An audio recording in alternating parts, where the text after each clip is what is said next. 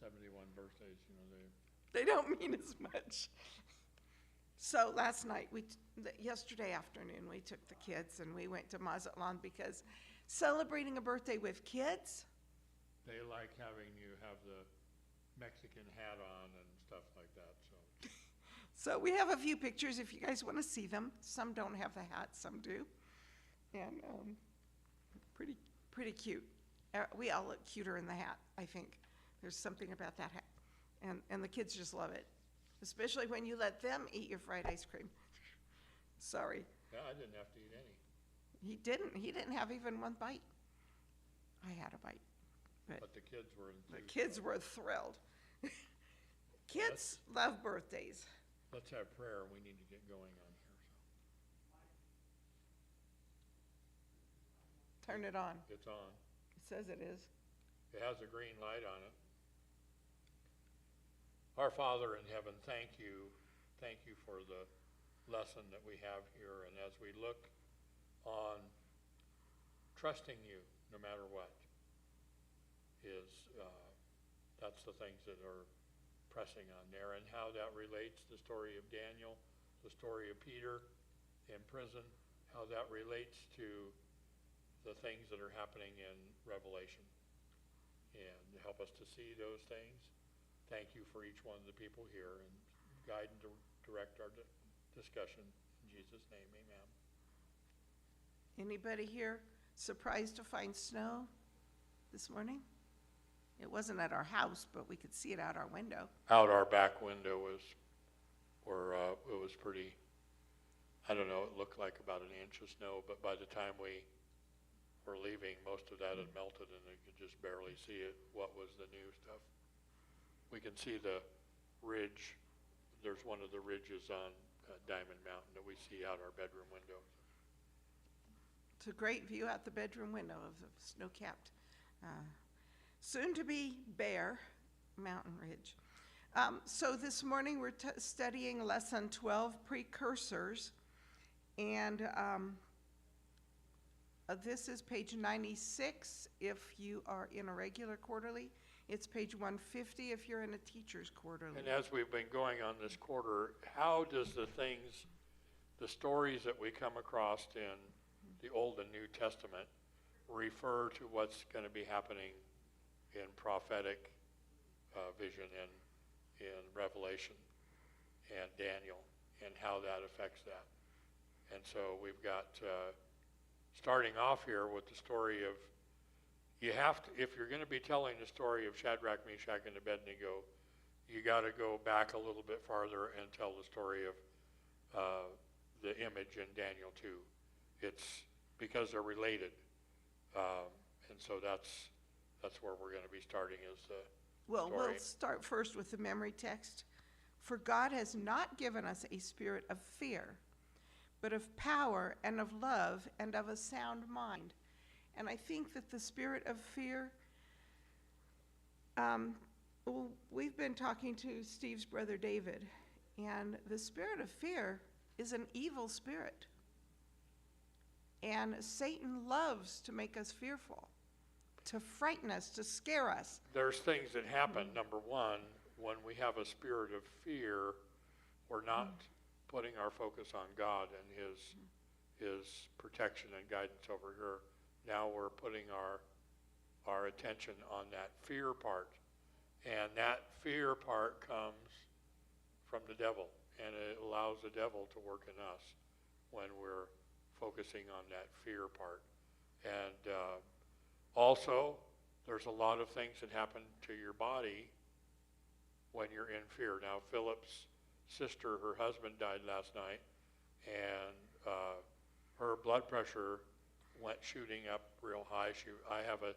Philip, does she have high blood pressure anyways? Yes. So it went way up high because of the stress of the thing, and ended up in the hospital. And the stressors that we put on our bodies because of discouragement, depression, fear, all those things affect us. And as I mentioned this, I believe, a couple weeks ago,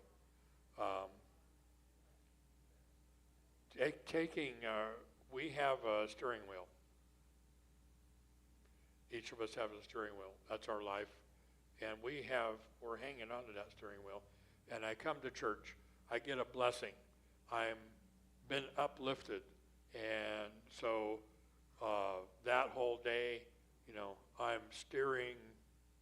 I'm following God's path. I'm steering, so to speak, on that way.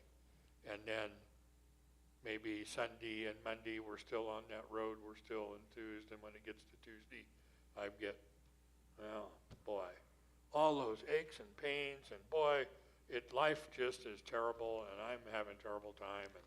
And I'm not doing well. Then what we're doing with that is we're taking that steering wheel and turning it the other way. And it allows Satan to work in our lives. When we take our focus off of God and are steering our lives with him, and we take that and we turn the other way, it puts us into a mode of discouragement, depression, and fear. And those are what the devil wants.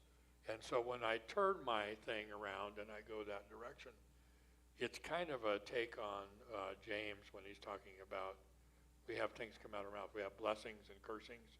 But in my life, I can be blessing God, and then a couple days later, I'm turning around and I'm in fear and depression and not trusting God. And so that trusting God part is number one. And my younger brother David was talking about it. He says, when David has Psalms where he's saying, Lord, I'm trying to do all the good things, and look at all this bad stuff's happened to me. And those bad people over there, the wicked people are doing wicked things, and they're prospering, and I'm discouraged.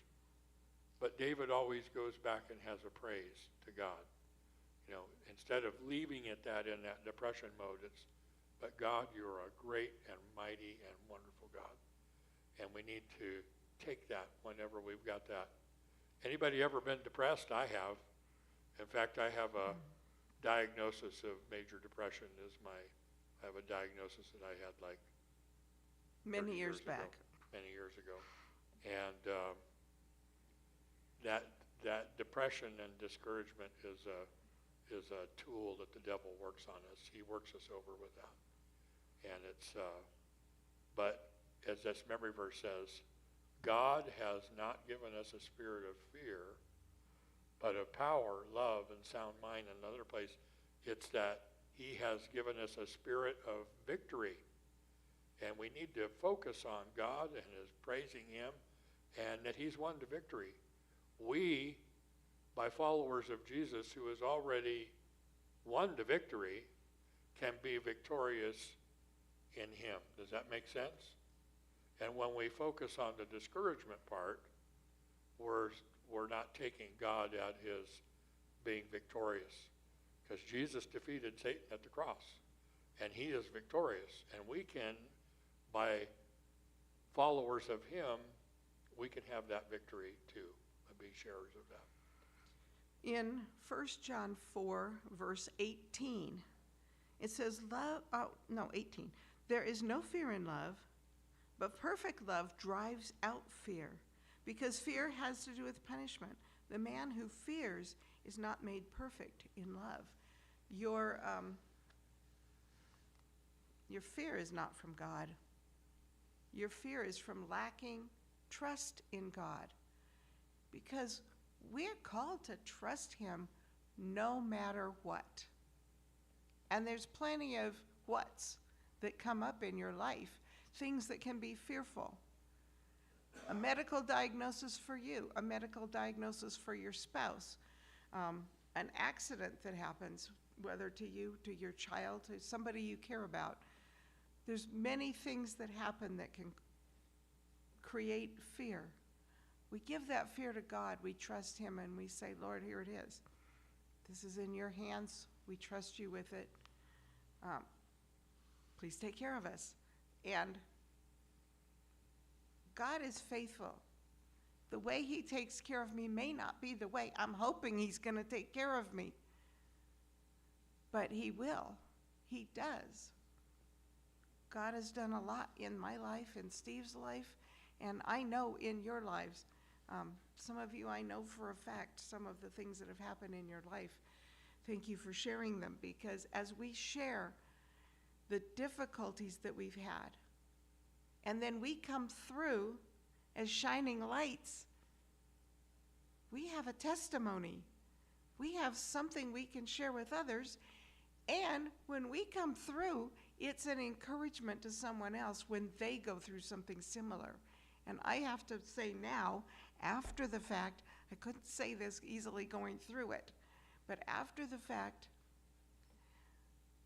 I am grateful for some of the things that God brought me through, because I have more empathy for others, having gone through things myself. So I'm hoping that that can be the case for others here, not just with my testimonies, but with your own. Well, and I believe it's in Steps to Christ that Ellen White talks about testimonies and how important that is when we give a testimony at church, because as Denise gives a testimony of what God has done in her life, then I can see, I had something similar like that happen to me. Thank you, Denise, for sharing that. And we start seeing how God is working in our lives when someone gives a testimony how God is working in their lives. Does that make sense? She says it's really important. She says everybody, there isn't a person alive that doesn't have something where God has worked in their life. It may have been when they were 2 years old, and she says when somebody gives a testimony, the testimony that you have is say, well, I know that God did something for me when I was 3 years old, and I can tell that. But as we start recounting testimonies of how God has worked in our lives, it starts us seeing how God is working in our lives now, how he worked in our lives last year, how he worked in our lives last month, last week, yesterday, and we start seeing more clearly how God is continually working and doing stuff in our lives. And so that testimonies that we give, always go back on the importance of testimonies. We can say, the demoniac, he wanted to go with Jesus when Jesus was going to leave, when the people said, we're afraid of you, leave, after the demoniac had been healed. And he said, I want to go with you, Jesus. And Jesus said, no, I want you to go back home and tell the wonderful things that God has done for you. In other words, go back home and give your testimony of how God has delivered you from Satan's power. And because he did that, when Jesus came through Decapolis, not too much longer, when you look at Mark, it wasn't maybe weeks, maybe a couple months later when Jesus came through. Instead of the people driving Jesus out and telling him to get lost, they brought all of their sick to Jesus to get healed because of one man's testimony. Testimony has a very powerful thing. And nobody can refute your testimony. You lived it. You were there. How can anyone say, well, that didn't happen? Nonsense. You weren't there. You don't know what happened in my life. And I wasn't there. I don't know what happened in your life. But it's not always big things. Because there's a phrase back in the day, stop and smell the roses. Sometimes we don't see the roses in our life. And sometimes all we see is thorns, but sometimes we don't see the roses. Sometimes we don't see the little miracles that God is doing for us every day. We need to try to focus on the fact that God is doing something to say, I love you every day. Little things. So starting off with Daniel 2, and we're familiar with this. I don't think anybody here is not familiar with Daniel 2. Let me ask my question. What's that? The question for Sunday is, what do we do in the face of death? That's what Daniel 2 is. For Daniel and Shadrach, Meshach, and Abednego, that's what Daniel 2 is about. When we're faced with death. They're faced with death. What did they do? Go ahead, Steve. And we know the story. Nebuchadnezzar had a dream. Nebuchadnezzar had been thinking about what was going to be happening to his kingdom and him and Babylon and all the different things. And God gave him a dream about an image with the head of gold, the chest and arms of silver, the belly and thighs of brass, legs of iron, and the feet of iron clay. And he called the wise men. The wise men couldn't give him an interpretation of the dream. And also, Nebuchadnezzar says, I've forgotten the dream, and I want you to tell me what my dream is. I know it was important, but I don't remember it. And not only do I want the interpretation, but I want to know what the dream was. And the more they tried to make excuses, the more adamant he was, partly because it was so important to him, and partly because now he starts realizing that they may be trying to pull the wool over my eyes. The wise men had given the impression in their things that they were people that spoke with the gods. And so he's saying you're a bunch of phonies. And we know that 4 of them did communicate with the God. And as they were rounding up the wise men, of which Daniel and his 3 friends were part of, to go have them all executed, Daniel said, what's going on? Because he wasn't called. He had no idea. He tells the guy, let me go before the king and ask for time. Nebuchadnezzar gives him time. And in a way, Daniel's thing saves the wise men who were at a death decree. Did God care about the wise men? Yes, all of them. He cared about all of them. And he used Daniel to save wise men. Anyways. One of the things that I thought was interesting with this is that the king is saying to the wise men, you're just trying to buy time. And Daniel goes in and says, can you give me some time? So I can, but he tells them why. He says, so I can communicate with my God. He doesn't just say, give us time. But anyways, it was, I've said this many times. If you don't know what you're doing, what do we need to do? Pray. Pray. If we think we know what we're doing, what should we be doing? If we're kind of in anything we come across, we need to be turning to God and praying. If we have no idea, and we know we have no idea what to do, we need to pray. They're facing death. I mean, this could be the last hour. This is a life or death situation of their life. They turned and prayed to God, and God gave them the answer. Daniel received the interpretation.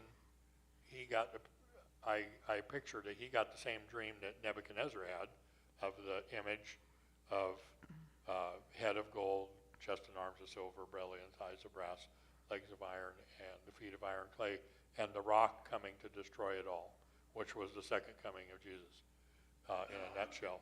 But God puts down the view of history from the time of Daniel in Babylon down to the end of time. And that's important. But as we move into Daniel 3, and Nebuchadnezzar was excited that he got the dream interpreted and what it was and all of that. But then what did Nebuchadnezzar do? He says, okay, I'm trusting God on that, and I'm going to... No, he was like... I don't agree with that. I don't agree with that, so I'm going to make an image all of gold. So for the rest of human history, Nebuchadnezzar, or Babylon, is going to be going on for not just a head of gold, but forever. The head to the toes of gold. And it was basically thumbing his nose at God and saying, I'm going to make history the way I want it. And he called Shadrach, Meshach, and Abednego. And all of the people. Now, in the beginning, many people have conjectured where was Daniel on this. And Ellen White kind of doesn't give a definitive answer, but she gives the idea that Nebuchadnezzar, here Daniel had interpreted that dream to him, and Nebuchadnezzar knew that Daniel had the dream, and God had given him that dream, and I don't want him here. when I made this whole image of God, of gold, I'll have him do something else someplace else. Most likely send him off somewhere to do something else. This wasn't probably to preserve Daniel, like was so King Darius wanted to preserve Daniel. But King Nebuchadnezzar, at that point, he wanted to preserve his show of power and permanence, I think. And the preserving Daniel was not his plan on this. But also he would have had Daniel saying, Daniel probably would what have are you stood up. doing? That's not the way the dream was. So going back to the golden image Yes. that he made,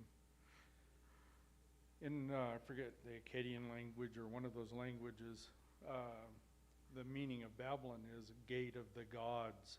Okay. Not the real God, but gate of the gods. And we know that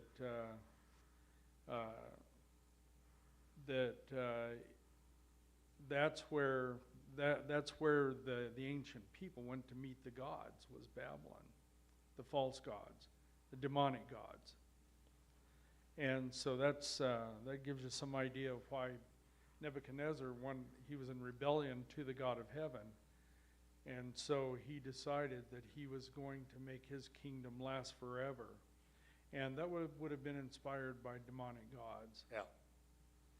Satan has been trying to pull that over on our world, that we can change history to what we want, rather than God is in charge and he has history going this way. We think, oh, I'm going to sidetrack that and do that, and then through history we have different people that have tried to sidetrack that. Yeah. Yes, that's correct. And he didn't understand why he couldn't be equal.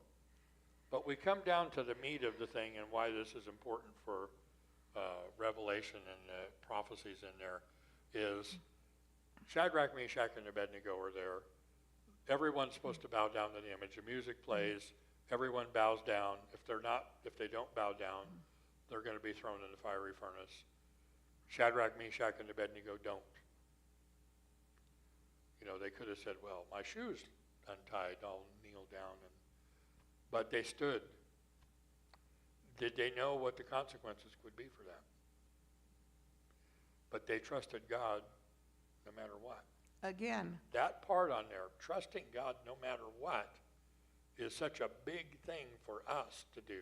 Yes. Because we're going to be coming up, as we look in Revelation, of the end of time and the things that are going to be happening, and the beast and the mark of the beast and all the different things that are happening out there. It's a matter, do we trust God? Do we worship God? Who do we worship? Are we trusting God? Again, these three men are facing death, an imminent death, not down the road a ways, but we're going to throw you into this fiery furnace now.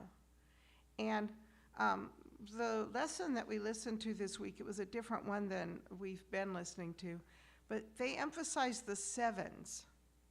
For one thing, they were going to... I hadn't thought about that. When you look at the sevens, we're talking about the sound of the harp, the flute, or the horn, the harp, the flute, the lyre, the psaltery, and symphony with all kinds of music. And I'm missing something on here because I was counted. It's like, oh, there's yeah, different versions have different names of the instruments, and but I've got new. they had 7 of them. They also had 7 types of people that had been called, the satraps and the I And have it's to find it interesting here. when we were listening to it mentioned this like 3 times. And it's And repetition the is satraps, the meaningful. administrators, the governors, the counselors, the treasurers, the judges, the magistrates, and all the officials. And it does that repeated, and it's like, okay, we already got that. And then it goes through the musical instruments, and it repeats each one of those are. And you're saying, why is this repeating? Why does the Bible repeat things? Because they're important. He also used a 7 when they heated the furnace 7 times hotter. So that 7 And the in there first is quite a time lot. would have killed them. But the Shadrach, Meshach, and Abednego, they don't bow down. They are brought before Nebuchadnezzar, and Nebuchadnezzar said, maybe he didn't understand. We can do this again, play the music again. And they said, "O Nebuchadnezzar, we have no need to answer you in this matter. In that it is the case, our God whom we serve is able to deliver us from the burning fiery furnace." This is a part that we don't always see. We kind of skip over this little words here. And he will deliver us. But if not, let it be known to you that we do not serve your gods nor worship your golden image which you have set up. Our God is able to deliver us, and we're not going to bow down to the image. But even if he chooses not to, we're still not going to bow down to the image because we put our trust in God. But this was partly an answer to a challenge that Nebuchadnezzar made. He said, "Then what God shall be able to deliver you from my hand?" Nebuchadnezzar is basically putting himself up above all the gods. And I think he's meaning to do that. Yeah. Putting himself up above gods. And you remember, is it Ezekiel or Isaiah? One of those two is talking about the king of Babylon when it says, "I will set my throne above, and I will be like the Most High." One of those is the king of Babylon, the other one's the king of Tyre, and I don't remember which is That's which. interesting that Nebuchadnezzar says that in here. But And Nebuchadnezzar, who is the God who will deliver you from my hands? and yet he found out. And we know the story. They bind them, they throw them in. It kind of gives you the idea they had great big, muscular big guys throw each one of the guys in. And so And those guys they all died. They all died from the heat of that furnace being heated 7 times hotter. And then Nebuchadnezzar as well, I guess we took care of that. He was And surprised. as he looks and takes a glance in the fire and he sees people walking What? around in there, and there's not just 3 that they threw in, but there's 4 of them. And the 4th looks like the Son of God. And he hasn't come out. And they're not burned. They're whatever they bound them was the only thing that was burned. They didn't smell like smoke. And if when you're Babylon and the Shinar Plains in that area didn't have trees. It was pretty much devoid of trees. But they had one thing that they still have today, and that's tar pits. Tar comes up. Asphalt, they would use that for everything. Babylon didn't use mortar between the bricks, they used tar. And so they had an abundance of tar, and so they would heat the furnace up with tar. They'd put that in there, and so heating it up 7 times, they put more tar in there. So it would be a hotter thing. But if you've ever been in a tar burning furnace, it's pretty stinky, pretty smelly, but they didn't even smell like they were that smoke. But the lesson then talks about it. We are going to be coming up to parts where we have to choose who we're going to worship, what we're going to worship. It's going to come to the point where we have a choice to do on worshiping on the 7th day or not. We know that as you look through the great controversy and look at Revelation, there's going to come the point where, in effect, you're either going to bow down to the image or you're going to be thrown in the fiery furnace. And for Shadrach, Meshach, and Abednego, but we have that same thing. Are we going to trust God or not? We look at it. You have to always go back to this. God has not given us a spirit of fear. I had somebody say one time, I don't want to learn about the judgment because it's too scary. But is it? It's our deliverance. And if we put our trust in God, we look at the judgment as something, we're delivered. We are vindicated as God's followers. Does that make sense? There's a place where it says judgment for the saints. Anyway, Dean. I was just going to say, isn't God wonderful? He provides a historical model for us Amen. to show us the future. Yeah. And it's going to be black and white for believers. They're going to know that this is the deciding factor on whether they're going to have salvation or not, is if they worship the image.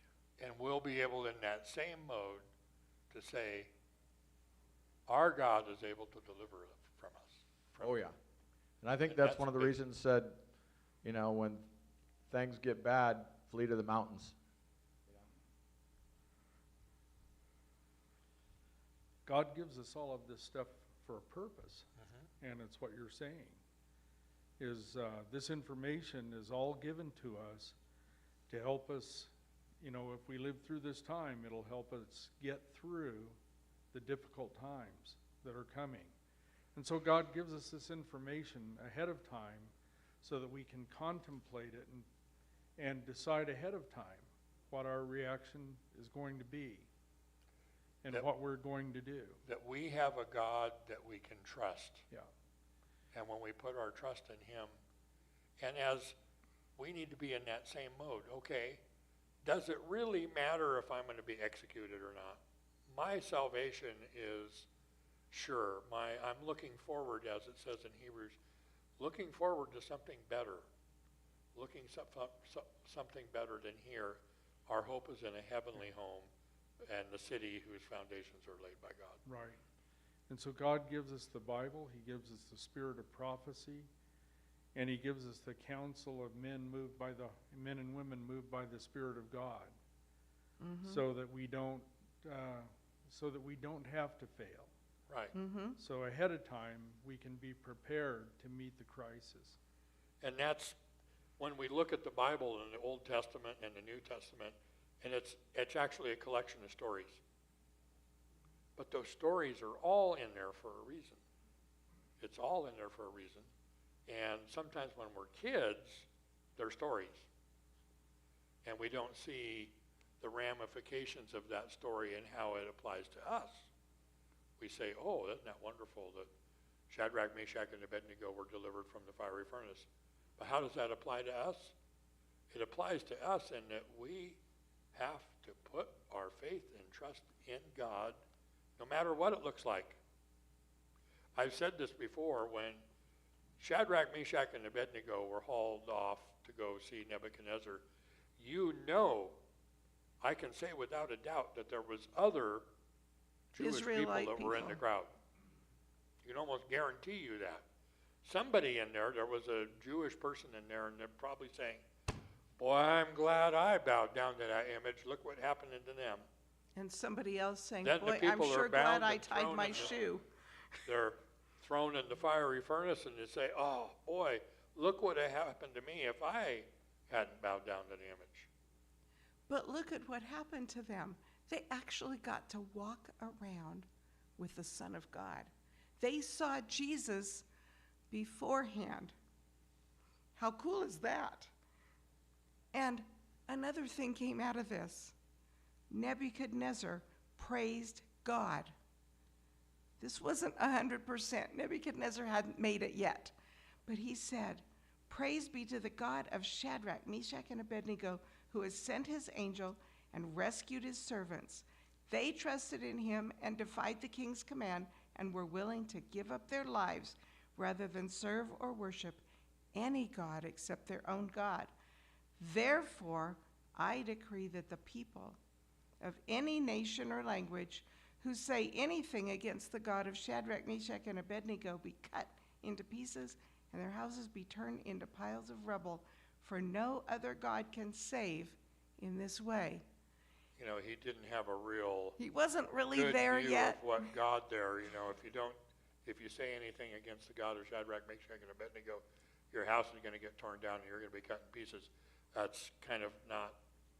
It's not where God would have gone with it, but As God works on Nebuchadnezzar's heart, he moves. his view Nebuchadnezzar moves forward. changes. And when you get to chapter 4 and Nebuchadnezzar goes crazy, and at the end of that one, he doesn't have the threats that if you say anything bad about the God of Daniel or Shadrach, Meshach, and Abednego, your house is going to be made a manure pile, and he doesn't say that. He's talking about how great and wonderful that God is. And it's a change on there. And this whole thing, we've got stories of different layers. There's different layers of stories here. There's the story of Daniel and Nebuchadnezzar and the dream. There's the story of Shadrach, Meshach, and Abednego trusting God no matter what. There's the story of God working on Nebuchadnezzar's heart. So you've got different layers in there, to the point where Nebuchadnezzar, a heathen king, writes a chapter in the Bible. Amazing, isn't it? But he did. God has.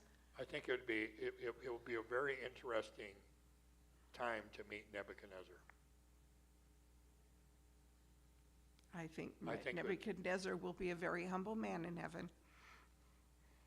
There's other people, the experiences that they went through, and you know, boy, what was it like to be there when that happened? And we'll be able to go ask him. What was it like? Well, I still like what Job said. Though he slay me, yet will I trust in him.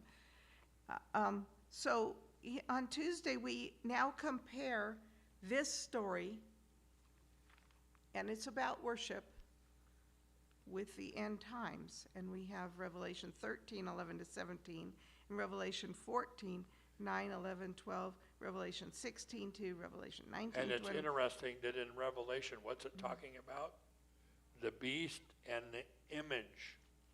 So over here in Daniel, We have an we image. got 2 chapters talking about image and worshiping the image. And over here in Revelation, it's the image and worshiping the image or worshiping God. And that it's, very close when you're looking at the analogy between Shadrach, Meshach, and Abednego and not worshiping the image, and us, if we're alive at that time, and the people of God at the end of time. Who are you going to worship? You going to worship God, or are you going to worship the image of the beast? It's interesting also that it talks about that the people that worship the image have the what is it in their foreheads?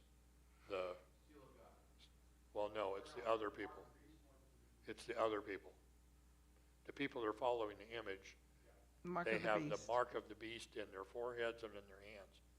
And that part is interesting in there, because if it's in your forehead, you're saying, yeah, I'm all with it. When you're in your hand, I'm with it, but, kind of half-hearted. But if it's in But both, the results of the thing is the same. When you're choosing God, choosing Satan and his image, whether you're all in or you're kind of half-hearted, your results are going to be the same on that. The Bible infers that there's going to be a cashless system, because Won't be able to buy or sell. Yes. Yeah, because as long as there is cash, people would still be able to get paid and buy and sell things. But once there's a cashless system, then the powers that be can do whatever they want with that. And if you're not towing the line and taking the mark, and they won't call it that, they'll call it something else, they're going to freeze your bank account, and you will never be able to buy or sell.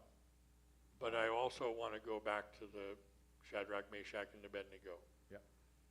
We're going to face something we're going to have something that we're going to be facing. Yes. We don't know the particulars of it. We don't know But all the particulars, but we can it say, infers a cashless Our system. God is able to deliver us. And even if he chooses not to, we're still not going to worship the image. Ellen White makes the statement that our bread and water will be sure. And we can worry about, Is But it I the bread and water will be sure after the close of probation? well, I think that God is all powerful. He'll take care of us before probation too. He took care of Elijah. I don't know if I really want something that a raven has brought in Now, its we also beak, know that but people lost their lives. I'm saying I can trust God. Even if I lose my life, I'm still in trust his God through hands.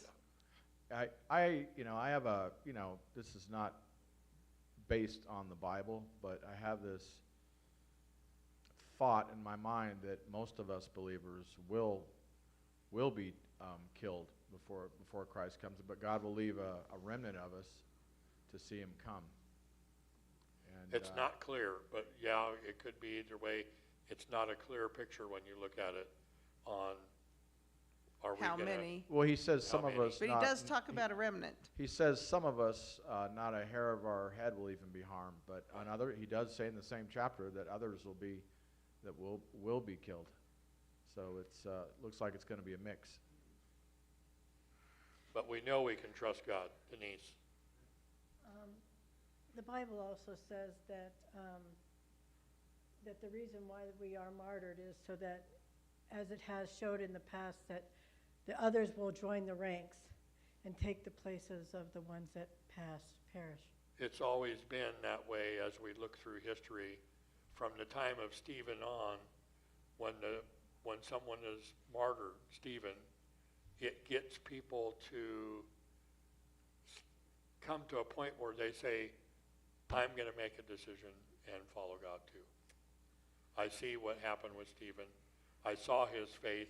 I was inspired, and I want to be like Stephen. I want to be like Jesus. And so I think that has something to do with it also. I believe the quote's out of the little book Last Day Events, but I'm not quite sure. I know I've read it. But Ellen White says that we will be tried as if there's not another person on earth. Right. And to us, will seem like we're the only one. Yeah, We will in some ways be like Elijah. Elijah said, yeah. I'm the only one. And God says, no, there's 7,000 there's people. so many more. You know, but to us, it will be as if we're the only ones when we have facing that. And But that, as a child, that was my big fear. It wasn't just running to the mountains, but it was running to mountains by myself and trying to figure out how I was all by myself going to try to survive. I think sometimes we emphasize the fear part And a little overboard I think on things. I was very much made fearful more than I would have been fearful having just read it on my own. They wanted us to be fearful, but I'm not sure why they wanted that. Go ahead. So again, all of this information is given us so we don't have to fear. Yes. That's why God we have tells that, us what's going to that happen. memory text Yeah. is why it's so, God has not given us a spirit of fear. Right. And he's given all these things so we can see what happens when we're faithful. And for those who were martyred in the past, they didn't receive the strength to be martyred until the time of the martyrdom. And when we come into a trial, we don't receive the strength to overcome the trial until the time of the trial. But God gives us the information ahead of time about overcoming through Him, so that we don't have to have that spirit of fear. Now, Yeah. You probably know more about the particulars about Huss and Jerome. When they, if I remember right, when they were burned at the stake, they were singing. And, I know somebody was. Go ahead. you know, that doesn't happen if you're being burned up on a physical sense. It Not hurts, you singing can't praises sing. to God. I get them But- mixed up, but was it Huss or Jerome Huss that recanted, or was it Jerome? Huss. Yeah, that's what I thought. So Huss Then he recanted, his recantation. but it was Jerome. Yeah, yeah. I forget which one it was, but I'll take your word. But Jerome was under great duress. It's really hard to understand how bad it is. But They they were both given safe passage by, Yeah, and then it was reneged on when they got there, they got arrested. yeah, it was a bad promise. I was But the gonna, same thing, when you look at it, that's what Luther was afraid of also, because he was given that safe passage, and they wanted to do the same thing to Luther that they had done to Huss and Jerome. So well, the Duke Frederick protected him. yeah. I was gonna mention, I was reading about this group of Roman soldiers that it was one of those rare events where they required all the soldiers to go and pay homage to the emperor as like in a form of worship. And so the Christians in this particular group of Roman soldiers somewhere in the eastern part of the empire, and it was wintertime, and there were 40 Christian soldiers that would not pay homage to the emperor, and they were given and of course, you got their commanders having to do what they got to do, and they were told that, hey, you have to do this, or you'll have to die. And so they were told that the way they had to die was to walk out on the ice naked, and so that's what they did. And there was a group of 40, and of course you just slowly get hypothermia. Mm-hmm.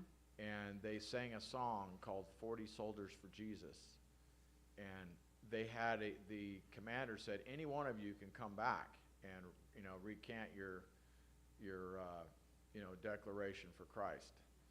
And so they had a big fire and a big tub that they could come back to anytime they wanted, and they wouldn't do it except for there was one man that came back, and it affected the commander of that group. I don't know if he was a general, but he was the guy in charge of that group of soldiers, and he was so moved by it that he removed all his clothing and walked out on the ice. And he said, because they started singing 39 soldiers for Jesus, and he heard that, and it moved him so much, he said, no, it's 40, and he walked out there. And took the punishment with it. Yep. We're going to move real fast here because we only got like a couple minutes. The story of Peter in prison, and we know, I'm going to tell it real fast. It's in Acts chapter 12. James, the brother of John, is taken and executed. Herod has him executed, and then the Jews are so happy. Herod has Peter put in prison, and he's going to have him executed. He said he wanted to wait until the feast was over. And we've looked at that story of Peter. There's a whole bunch of different aspects on this one. Peter's in prison. He's chained between soldiers, and he's going to be executed the next day. Peter puts his trust so much in God that he's able to go to sleep. Daryl, I don't know about you, but if I was going to be executed the next day, I'm chained between soldiers, I'm probably not going to get a whole lot of sleep. That's just me. And, I'm kind of, if you can imagine, Peter put his trust in God, and God gave him a peace that he was able to go to sleep. And the angel had to wake him up. We got the people are praying, and the lesson touches on this. I thought it was interesting that Dave talked on that. The people are praying. It says they're praying earnestly for Peter's release. And when Peter is released, 5 minutes. when Peter is released, he goes to where the people are praying. And it said they're astounded. They're in disbelief. They're praying for Peter to be released. And have we ever, I know this has happened to me, sometimes we've been praying and we're kind of like, I don't know if God's going to answer that prayer or not. Do you think there was We some don't people express up there that. We just pray. We know that they were, because when Peter comes, they're like, no, it can't be Peter. Here they're praying for Peter to be released, but when he comes, oh no, it couldn't Can't be him. He's locked up. Do we always Sometimes- believe Sometimes, on our prayers? Sometimes. sometimes our faith But you know, you look is at it, tried. in spite of the people's unbelief and their lack of prayer or belief in prayer, what did God do? He rescued Peter anyways. God still works anyways, regardless of us. Sometimes we're kind of like in the way. Sometimes, have you ever felt like you're in the way of God working? And in this story, but again, Peter put his trust in God, and we're going to have to end here real quick. Yeah, we are. We got 2 minutes. I believe. There's so much more. There's so many things in this lesson. And actually, somebody was mentioning that earlier this week, and I was thinking if she was in here, but she's not, she maybe could make some statements before we even started, because we never get to the end. And there's things good every day through, things that we need to look at in our own lives. These lessons help us do some soul searching. And I look at the story of Peter in some ways, to me, kind of mirrors Shadrach, Meshach, and Abednego, although we don't have the words of Peter saying. But we know that because he put his trust in God and he had a peace that we don't understand. The world doesn't understand the peace that God gives us. He was able to sleep. And then he was delivered. We don't always know what's going on. We don't always know what's going on. Why do we go through this? Why do we go through that? I'm going to switch over and talk about Phyllis for just a minute. Phyllis, if you're Sandy Raffleson's mother, and she had an aggressive form of cancer, and we had an anointing service, and she was anointed, and she was healed. You know, they gave her, I forget what it was, like 6 weeks to live, and a year and a half later when she sees her, or a year later when she sees her oncologist, and the oncologist says, I don't understand it. I don't understand it, but your cancer's all gone. It's a miracle. And Phyllis said, well, I understand. I know why. It's because people were praying for me. But then later we visited her, and she said, She expanded on that. why me? She says, I'm 83 years old. Why was I healed? Why not some of these kids that have cancer? Why do they die and I live? She recounted, though, she said, when she mentioned the thing that said, I know why I was healed is because people prayed for me, and the doctor said, can you pray for me and my family? And you know, sometimes you wonder, why was I healed? Sometimes, why did I go through this? It's because we, in our life, and being delivered by God, has a powerful example that people see of God working in people's lives, and they want to have that too.